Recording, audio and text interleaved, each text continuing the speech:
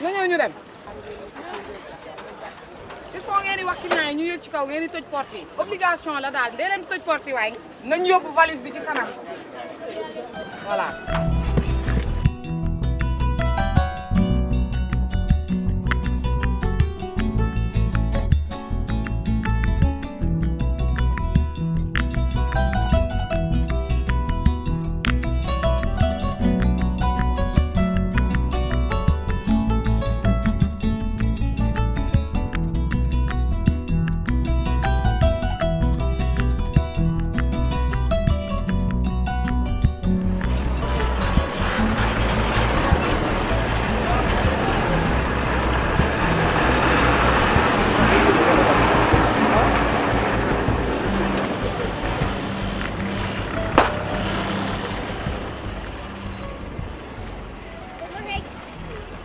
Ces usagers en file indienne marquent le nouveau décor des terminus du transport urbain à Dakar. Nous sommes aux Parcelles Assainies où l'organisation et la formalisation tranchent nettement avec le chaos et l'informel auxquels nous avaient habitués les cars rapides et autres Ndiaga Ndiaye. tataay ñoom bi ñu fi ñëwee ba léegi amatuñu problème parce que man bu ma daan liggéey di dem côté Rufisque wala bu ma daan dem Rufisque damay jël je payais presque 1000 francs léegi bu ma fayee 250 ma yegg. C'est en 2005 que la capitale sénégalaise a initié le renouvellement de son parc de transport urbain. Une démarche qui s'appuie sur une nouvelle vision économique. Ce renouvellement, ce qui est surtout intéressant là-dessus, c'est que l'État a pris la ferme volonté de l'adosser à un développement de l'industrie automobile au Sénégal. Et en même temps, ça rend les transporteurs comme de véritables chefs d'entreprise.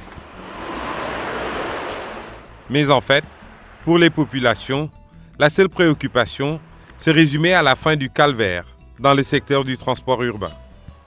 C'est ainsi qu'est mis en place le programme d'amélioration de la mobilité urbaine, PAMU. L'État s'est engagé donc à trouver des mécanismes avec l'appui des partenaires au développement pour que ce problème épineux puisse trouver une solution. Et c'est ainsi que, en négociation avec la banque, on a mis en place des mécanismes institutionnels,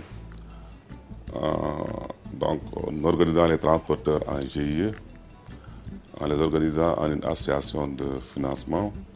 Une ligne de crédit est ainsi accordée au Sénégal pour inaugurer la phase test d'un programme continental de l'institution de Bretton Woods.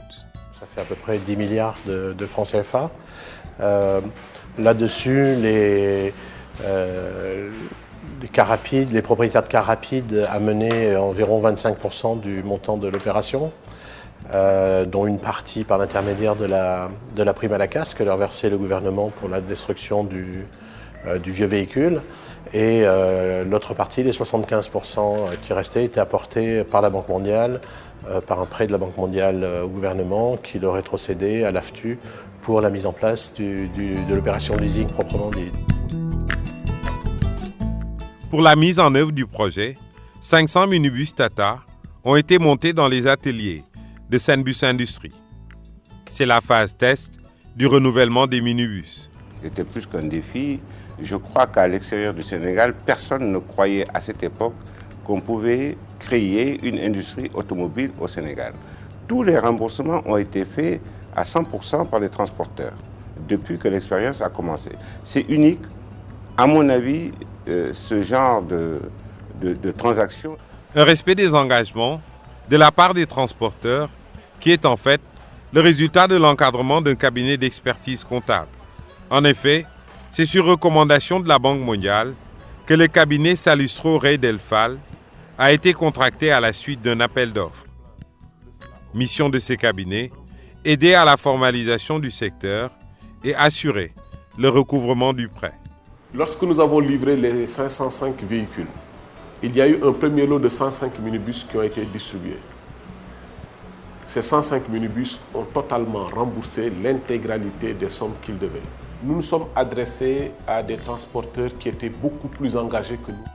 Les transporteurs regroupés en GIE, saluent le nouveau système qui les a transformés en de véritables chefs d'entreprise avec l'association de financement des transports urbains, AFTU. Et pour les propriétaires des minibus, une seule ambition, le remboursement du crédit.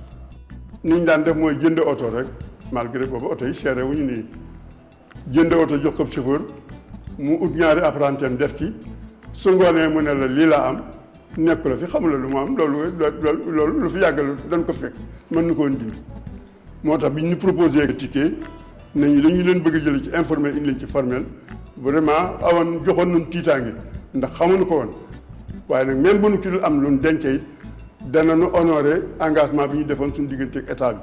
Une obligation dont s'acquittent convenablement les transporteurs à travers la mutuelle d'épargne et de crédit des transporteurs de la région de Dakar, MECtrans. La capitale qui a découvert après les Tata, les King Long ou Dragon d'Or. La marque chinoise a densifié le réseau en portant les lignes à plus de 70 pour desservir presque toutes les agglomérations de Dakar jusqu'à Bargny. Ces minibus représentent un véritable gisement d'emplois. 4000 emplois directs et 600 emplois indirects pour 400 000 passagers par jour. Les King Long ont contribué en grande partie à ces performances grâce à leur plus grande capacité.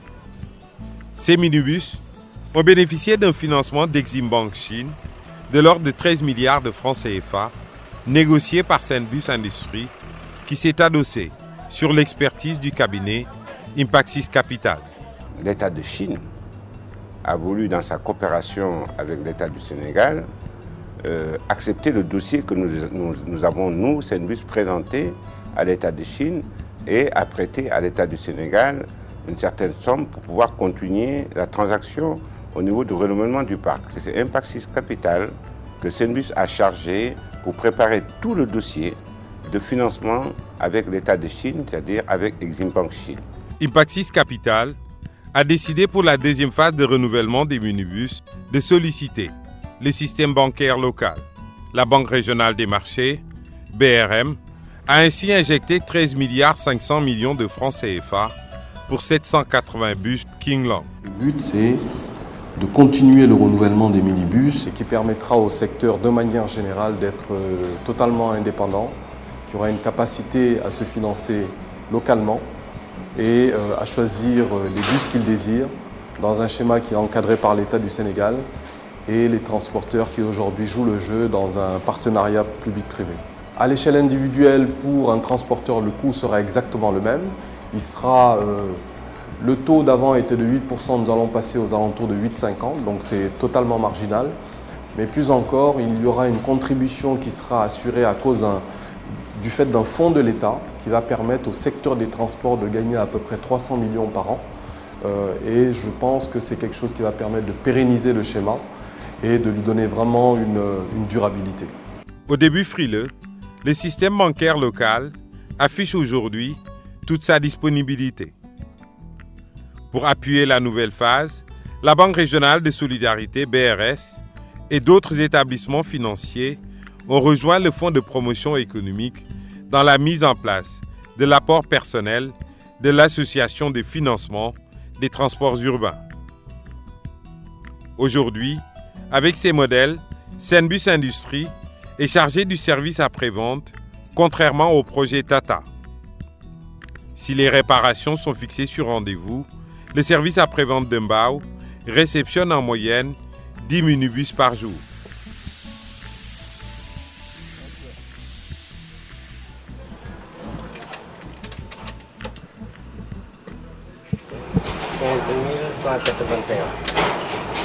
Jambaar yow dépassé nga sa entretien bi mais yéen da ngeen war a comprendre que comme quoi côté yi dañu nekk sous garantie te sa entretien fu mu jotee fu nekk rek da ngaa war a ñëw def si ko dafa bokk si loo xam ne day jàppale oto bi. Afin de réduire les délais de dépannage, le service après-vente a installé des ateliers spécialisés. Les mécaniciens ont été formés par des instructeurs chinois envoyés par l'usine King Long et le fabricant du moteur.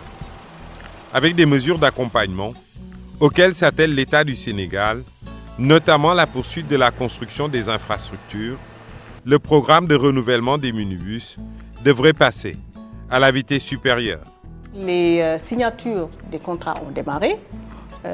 Nous avons aussi travaillé avec le ministère des organisations professionnelles et du travail, qui va aussi accompagner, justement par rapport à l'ensemble d'ailleurs du secteur, ce programme. On va maintenant atteindre les régions et nous travaillons aussi sur un programme qui va gérer l'interurbain. 902 cars rapides et Ndiaganiaï sont déjà renouvelés. Les 14 groupements d'intérêt économique qui officient jusqu'ici seront certainement rejoints par d'autres pour l'atteinte du parc des 2500 minibus à Dakar et quelques 3000 autres pour couvrir l'ensemble du pays. Ainsi, le pari de la mobilité et de la formalisation du secteur des transports urbains est en passe d'être gagné.